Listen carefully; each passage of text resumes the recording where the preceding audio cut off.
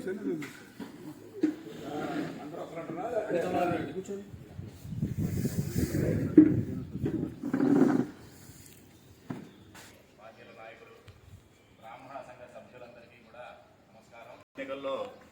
ఇచ్చినటువంటి హామీల్లో భాగంగా బ్రాహ్మణులకి 50,000 రూపాయల లోపు ఆదాయం ఉన్న ప్రతి దేవాలయంలో పనిచేసే అర్చకుడికి 5,000 రూపాయలు ఉన్నటువంటి గౌరవ వేతనాన్ని 10,000గా పెంచుతామని, అలానే 10,000 రూపాయలు ఉన్నటువంటి వేతనాన్ని 15,000 రూపాయలకు పెంచుతామని చంద్రబాబు నాయుడు గారు, పవన్ కళ్యాణ్ గారు, మోడీ గారి కూటమి ప్రభుత్వం హామీ ఇవ్వడం జరిగింది.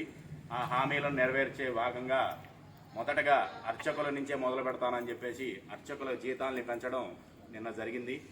దానికి బ్రాహ్మణ సంఘ సభ్యులందరూ కూడా హర్షం వ్యక్తం చేస్తూ, అలానే మేనిఫెస్టోలో ఇచ్చినటువంటి అన్ని హామీలు కూడా బ్రాహ్మణులకి సముచిత స్థానం కల్పించి అన్ని హామీలు కూడా నెరవేరుస్తారని, వారందరూ కూడా ఆయురారోగ్య ఐశ్వర్యాలతో ఉండాలని చంద్రబాబు నాయుడు గారు, లోకేష్ గారు, పవన్ కళ్యాణ్ గారు వీటికి అన్ని విధాలుగా సహకరిస్తున్నటువంటి మన నియోజకవర్గ ఎమ్మెల్యే ఎరపతినేని శ్రీనివాసరావు గారు అందరూ కూడా ఆయురారోగ్య ఐశ్వర్యాలతో ఉండి బ్రాహ్మణులకు మిగతా వర్ణాలందరికీ కూడా ఇదే విధంగా వాళ్ళందరూ కూడా సహాయ సహకారాలు అందించి వారందరి ఉన్నతికి కూడా పాటుపడతారని, వారందరినీ కూడా చల్లగా భగవంతుడు ఆశీర్వదించాలని చెప్పేసి ఈ రోజున సుబ్రహ్మణ్యేశ్వర స్వామివారి దేవాలయంలో ప్రత్యేక పూజలు నిర్వహించి స్వామివారికి ప్రత్యేకంగా మనవి చేయడం జరిగింది. కావున అందరూ కూడా వారందరూ ఆయురారోగ్య ఐశ్వర్యాలతో ఉండే విధంగా బ్రాహ్మణులందరూ కూడా ఆశీర్వదించడం జరిగింది. అందరికీ నమస్కారం. ఏదైతే ఈ యొక్క సార్వత్రిక ఎన్నికలకు ముందుగా తెలుగుదేశం, జనసేన, బీజేపీ కూటమిగా ఏర్పడి గత 5 సంవత్సరాలుగా ఏదైతే అరాచక పాలన నడుస్తుందో ఈ అరాచక పాలనని అంతమొందించడానికి ఒక కూటమిగా ఏర్పడి రాష్ట్ర వ్యాప్తంగా కూడా ఈ కూటమి ముందుకెళ్ళడం జరిగింది. అందులో భాగంగా ప్రజలందరూ కూడా కూటమిని ఆశీర్వదించి భారీ మెజార్టీ అందించడమే కాకుండా అధికారంలో 151 స్థానంలో అధికారంలో ఉన్నటువంటి వైసీపీ ప్రభుత్వానికి కనీసం ప్రతిపక్ష హోదా కూడా లేకుండా ఈ ప్రజలు నిర్ణయించడం జరిగింది.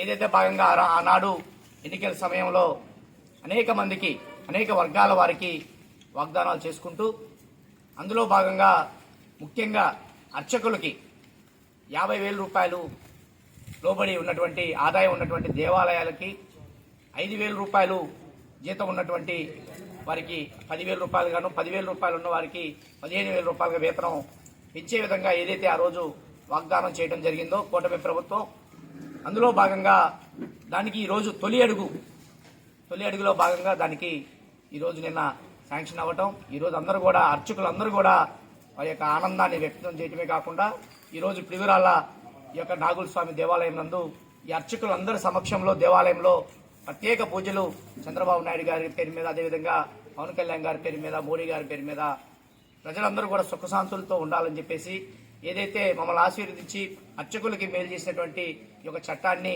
హర్షం వ్యక్తం చేస్తూ వారు చేసినటువంటి ఈరోజు పూజా కార్యక్రమంలో జనసేనతో పాటు తెలుగుదేశం, బీజేపీ కార్యకర్తలు, నాయకులు అందరూ కూడా పాల్గొని రాష్ట్రం సురక్షితంగా ఉండాలని ఏదైతే హామీలు ఇచ్చారో అన్ని కూడా అమలు చేసుకుంటూ రాష్ట్రాన్ని అభివృద్ధి పదంలో నడిపేయడానికి వారికి భగవంతుడు ఆశీర్వాదనాలు అందే విధంగా ఇది యొక్క అర్చకులందరూ కూడా వాళ్ళని దీవించడం హర్షదాయకంగా తెలియజేస్తూ సెలవు తీసుకుంటున్నాను. గడిచిన 5 సంవత్సరాలుగా అరాచక పాలన చవిచూశారు. రాష్ట్ర ప్రజలందరూ ఎంతో ఇబ్బందులు పడ్డారు. అన్ని రకాలుగా అన్ని వర్గాల వారు బాధలు చెందారు. తర్వాత తెలుగుదేశం, జనసేన, బీజేపీ కూటమిగా ఏర్పడ్డాక ప్రజలు అఖండ మెజార్టీతో గెలిపించడం జరిగింది. అందులో భాగంగా చంద్రబాబు నాయుడు గారు ఇచ్చిన హామీల్లో ప్రకారం మొట్టమొదటిగా తొలి అడుగుగా అర్చకులకు వేతనాలు పెంచడం ఇవన్నీ చేశారు. అది మేము శుభసూచకంగా భావించి ఇలా చంద్రబాబు నాయుడు గారి పేరు మీద, పవన్ కళ్యాణ్ గారి పేరు మీద, మోదీ గారి పేరు మీద ప్రత్యేకమైన పూజలు జరిపించడం జరిగింది నాగులగూడి దేవస్థానం నందు. ధన్యవాదాలు.